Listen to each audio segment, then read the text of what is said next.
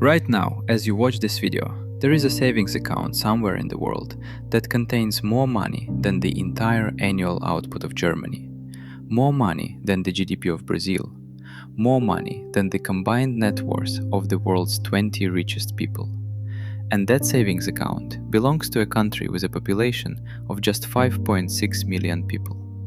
A country roughly the size of Montana. A country whose children go to university for free, whose citizens receive world-class healthcare without going into debt, and whose government spends lavishly on social services without running a deficit. The account has grown so large that every single Norwegian man, woman and child effectively has approximately $325,000 sitting in it on their behalf.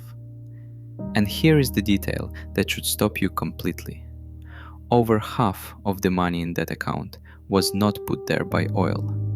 It was put there by the investments the fund made with the oil money. The oil is running out. The fund keeps growing anyway. This is the story of the most important financial decision a government has ever made, and why the country that made it is now the world's greatest saver. To understand what Norway built, you have to begin with the day it found what it was building with. On December 23, 1969, just one day before Christmas Eve, a company called Phillips Petroleum informed the Norwegian government that it had made a discovery in the North Sea. Not a small discovery, not a promising lead, a discovery of enormous, almost staggering proportions. The oil field that would be named Ekofisk turned out to be one of the largest offshore oil deposits ever found in the world. In a country that had never thought of itself as an energy power, and in a part of the ocean where hardly anyone had expected to find anything substantial, Norway had stumbled into one of the great geological prizes of the 20th century. Production from Ekofisk began on June 15, 1971, and over the following years, more fields were found. Stadfjord, Oseberg, Gullfax, Troll, each one substantial. Together, they transformed the North Sea into one of the most productive offshore petroleum basins on the planet. Norway, which had spent most of its modern history as a modest, hard-working, fishing and shipping nation, had been handed something that history offers very rarely: a chance to completely rewrite its economic future in a single generation. The Norwegian government understood almost immediately that what happened next would be the most consequential set of decisions the country would ever make. Petroleum revenues could flood the Norwegian economy and inflate everything in sight. They could be spent on immediate consumption, leaving nothing for the future. They could be handed to foreign companies who would extract the profit along with the oil. Or they could be managed with a discipline and a long-term perspective that almost no resource-rich country in history had ever fully managed to maintain. Norway, over the following decades, chose discipline. And what came from that choice is something the world is still trying to understand and replicate. The first thing the Norwegian government did was establish control. In June 1972, the Norwegian parliament passed what became known as the 10 Oil Commandments, a set of fundamental principles that would govern everything about the petroleum industry going forward. National control, a requirement that production happen on Norwegian terms. The creation of a state oil company. The principle that at least 50% of every production license would be owned by the Norwegian state. These weren't just political statements, they were structural rules, designed to make sure that when oil money flowed, it flowed to Norway first, rather than primarily to international oil companies headquartered in Texas or London or Amsterdam. Statoil, the state energy company now known as Equinor, was created in 1972 to be Norway's direct instrument in the oil business. It would not simply regulate the industry or collect taxes from it. It would participate in it as an owner, sitting at the same table as the international majors, taking its share of the production. This structure meant that Norway was not just a tax collector, it was a co-investor. And over time, as the fields grew larger and more productive, that ownership stake would generate enormous direct revenue alongside the tax receipts. But even with all this structural care, the early years of Norway's oil era revealed a problem that would prove critical to everything that came afterward. The problem was the money itself. As oil revenue began pouring into the Norwegian economy through the 1970s, the effects were immediate and disruptive. The influx of oil wealth drove wages higher, particularly in the petroleum sector. Those higher wages spread into the wider economy, making Norwegian workers and Norwegian products more expensive relative to international competitors. Industries that had nothing to do with oil found themselves struggling to compete because the overall cost of doing business in Norway had been driven up by oil's sudden prosperity. Economists call this pattern Dutch disease, named after a similar crisis in the Netherlands in the 1960s, after the discovery of natural gas. The core problem is simple. A flood of resource revenue strengthens the currency and inflates domestic costs, hollowing out every other productive sector of the economy in the process. When global oil prices fell sharply in the mid-1980s, Norway felt the consequences hard. The boom had created financial imbalances and inflated real estate and borrowing that could not be sustained once the revenue flow slowed. Banks faced serious trouble. The economy went through a painful correction. For the first time, the question of what Norway was actually building with its oil money became genuinely urgent. And the answer, if you looked honestly at the 1980s, was troubling. Norway had been spending its oil revenues almost as fast as they arrived. And a finite resource, spent at the speed at which it arrives, is not a path to permanent prosperity. It is a path to a very comfortable few decades, followed by a very difficult future. The person who articulated the solution most clearly was an economist named Hermod Skånland, a former governor of Norway's central bank. In 1983, the Norwegian government asked Skånland to chair a committee on what to do with petroleum revenue going forward. The report that came back was straightforward in concept and radical in implication. It proposed that Norway should create a dedicated fund into which all surplus petroleum revenue would flow. Not some of it, all of it. The fund would save the money, invest it abroad, and the government would spend only the investment returns, not the underlying capital. The oil underground would become financial capital above ground, and that financial capital would grow through investment rather than shrink through extraction. The idea took time.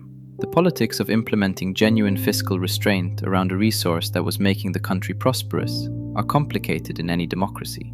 But Norway moved. In 1990, the Norwegian parliament passed the law formally establishing the government petroleum fund. What happened next reveals something important about the patience required to build genuine wealth. The fund sat legally empty for 6 years, not because the law had failed, not because the oil had stopped flowing, but because the Norwegian economy was working through the aftermath of the banking crisis of the late 1980s. And for several years, the petroleum revenue that came in was needed to balance the national accounts directly. The first actual transfer of money into the fund didn't happen until 1996. And when it did, the amount deposited was approximately 2 billion Norwegian kroner. Compared to the enormous figures that would follow, it was almost symbolic. But even that symbolism was significant. The fund existed. The principle was established.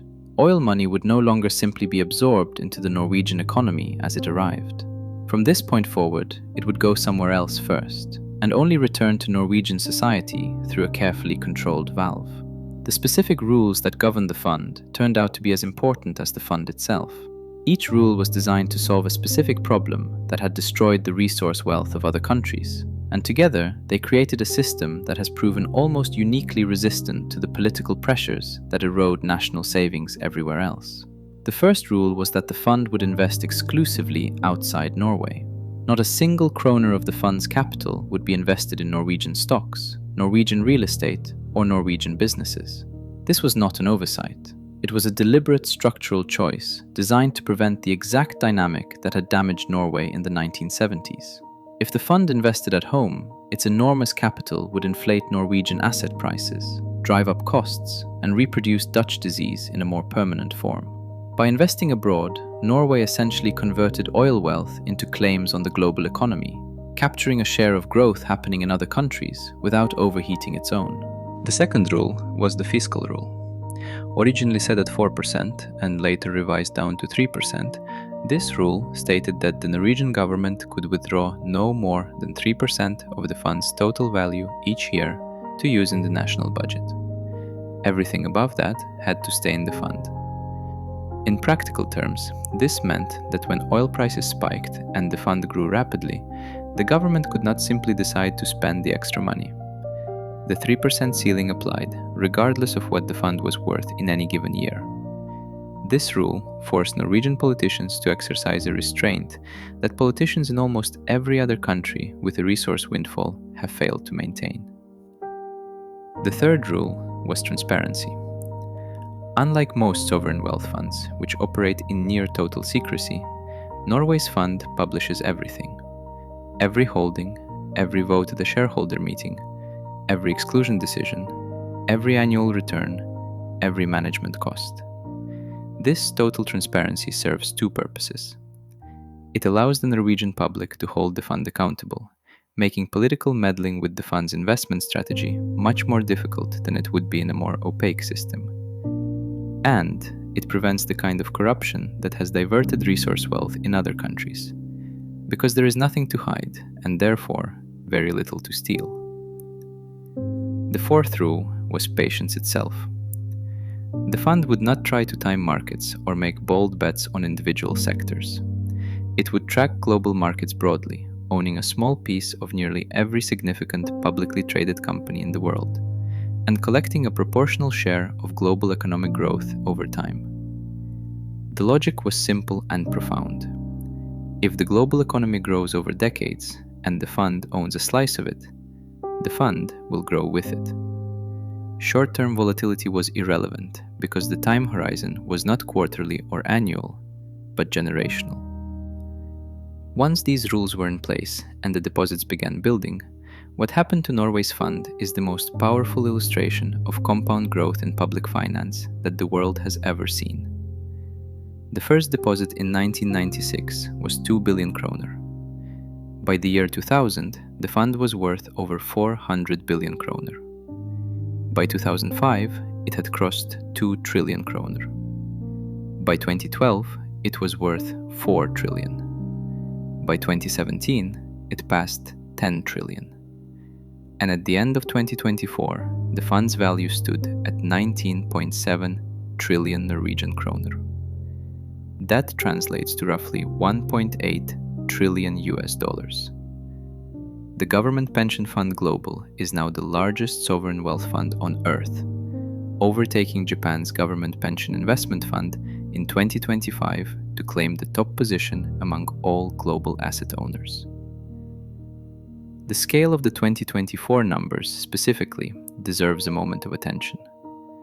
In 2024 alone, the fund generated a profit of 2.5 trillion Norwegian kroner. That translates to approximately 222 billion US dollars in a single year. More profit in 12 months than many entire economies produce. The return for the year was 13%, driven by the global technology rally and especially by the fund's holdings in American technology companies. The fund owns significant stakes in Apple, Microsoft, Nvidia, and Amazon, among thousands of others. Technology's rise meant Norway's fund rose with it. But here is the detail that the fund's leadership considers most significant of all. As of the end of 2025, the fund's total accumulated value was approximately 21.3 trillion Norwegian kroner. Of that amount, 13.5 trillion kroner, which is nearly 2/3 of the entire fund, came from investment returns rather than from oil deposits. The oil that went into the fund is now less than half the story. The investments the fund made with that oil money have outgrown the oil itself. Norway has crossed the threshold that every sovereign wealth fund dreams of reaching. The point at which the financial engine it built generates more wealth than the resource that started it. The organization that manages this enormous sum of money is called Norges Bank Investment Management, or NBIM. It operates as the asset management division of Norway's central bank, the Norges Bank, and it is responsible for implementing the investment strategy that the Norwegian Ministry of Finance sets as policy. The fund's current chief executive is Nicolai Tangen, a Norwegian investor who previously ran a successful hedge fund in London before returning to take the role. NBIM manages the fund at a cost that should make every other large investment institution deeply uncomfortable. The total management cost of running the Government Pension Fund Global is approximately 0.05% of assets under management per year. That is 5 cents for every $100.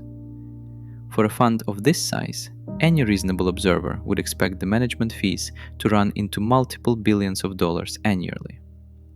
Instead, the operational discipline of NBIM keeps costs to an absolute minimum, which means more of every year's return stays in the fund, rather than flowing to managers, consultants, and overhead. The fund currently holds ownership stakes in approximately 8,000 companies, spread across 63 countries. It owns roughly 1.5% of every publicly listed company in the world, on average. This makes it one of the most significant institutional shareholders on the planet, the kind of investor that companies pay attention to when it votes at annual general meetings. NBIM publishes its voting intentions 5 days before major shareholder meetings, and it voted against board recommendations in 5% of cases in 2024. When the world's largest single equity investor raises its hand to vote no on the board recommendation, boards take notice. The Government Pension Fund Global carries one of the most carefully developed ethical investment frameworks of any large investor in the world. In 2004, the Norwegian Parliament established formal ethical guidelines for the fund and created an independent body called the Council on Ethics to implement them. The Council's job is to identify companies in the fund's portfolio that are engaged in activities that violate the guidelines, and to recommend exclusion of those companies from the investment universe. The list of reasons for exclusion is specific and concrete. Companies involved in producing nuclear weapons, cluster munitions, or anti-personnel landmines are excluded. Companies that cause serious or systematic human rights violations are excluded. Companies that produce tobacco are excluded.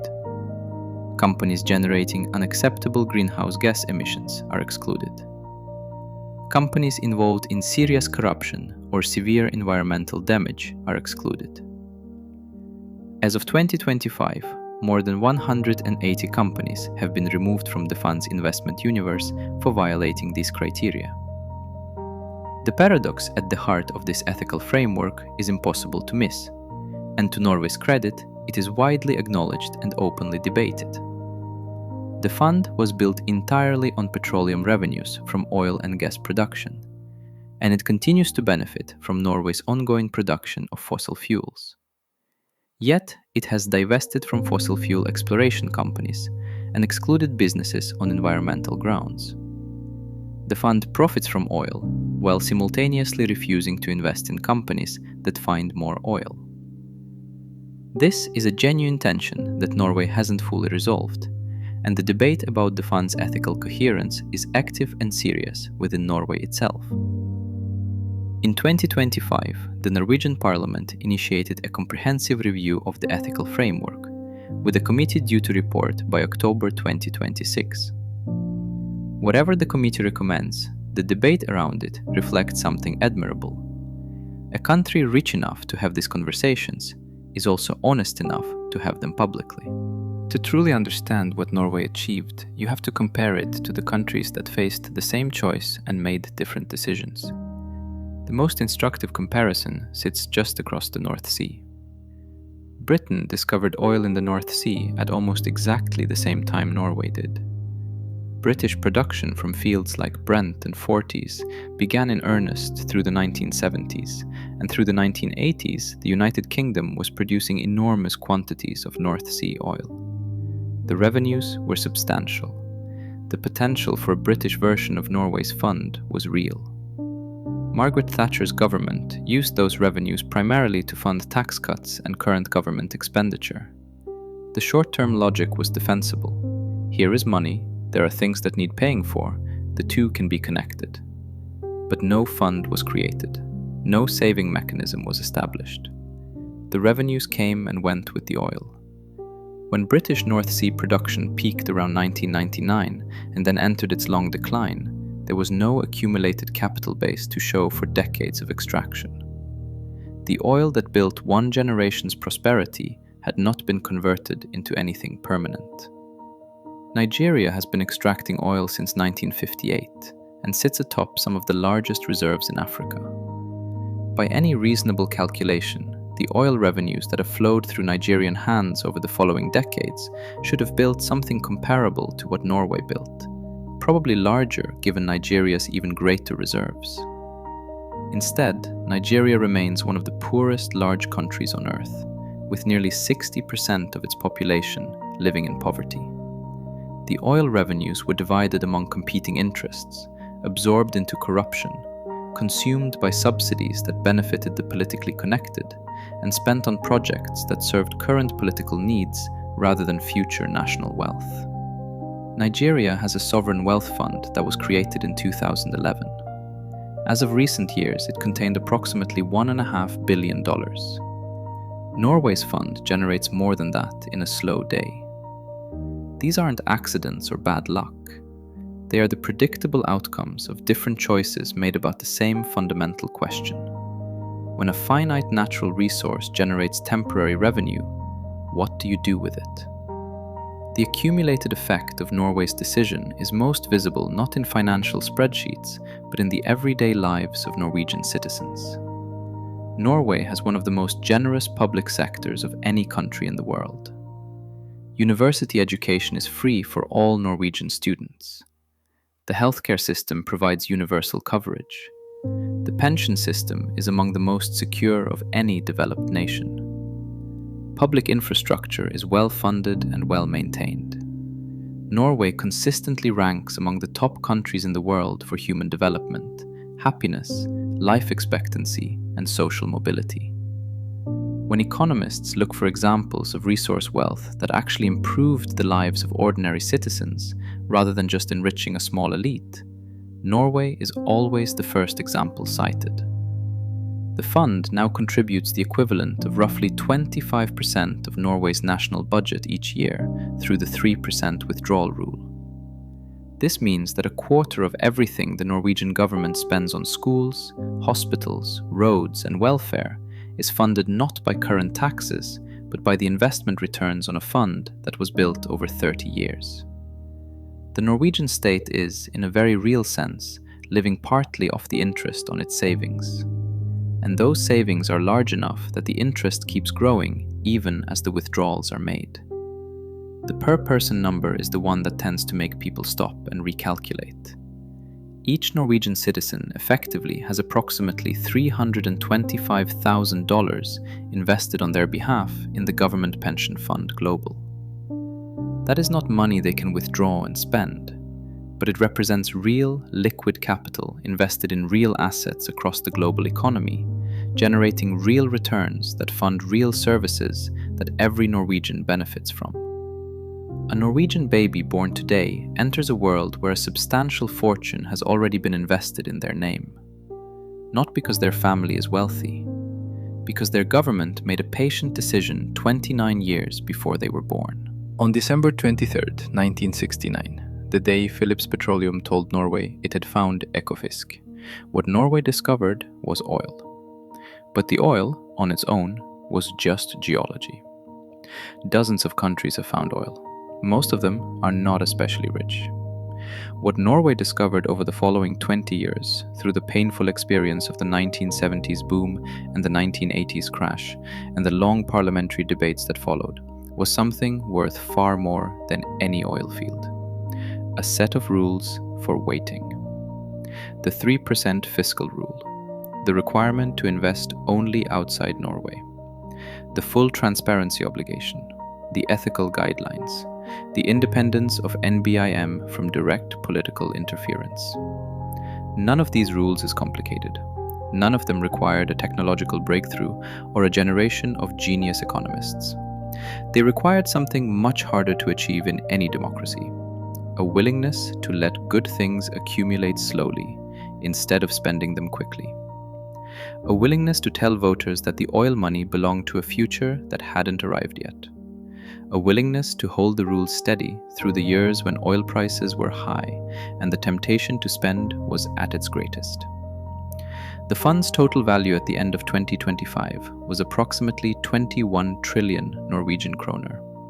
Of that, 13.5 trillion kroner was pure investment return, money generated not by oil from the ground, but by decades of global economic growth captured through patient, diversified investment. Norway took a finite resource and turned it into something close to infinite, a stake in the world's ongoing productive capacity, growing year after year, funded by its own returns, designed to outlast the oil fields that started it by generations. The day before Christmas, 1969, Norway found oil. What it built with that oil was something entirely different. It built the largest savings account in human history and invested it in the global future rather than the Norwegian present. The oil is running out. The savings keep growing. And in the gap between those two facts lies the most important economic lesson of the past 50 years.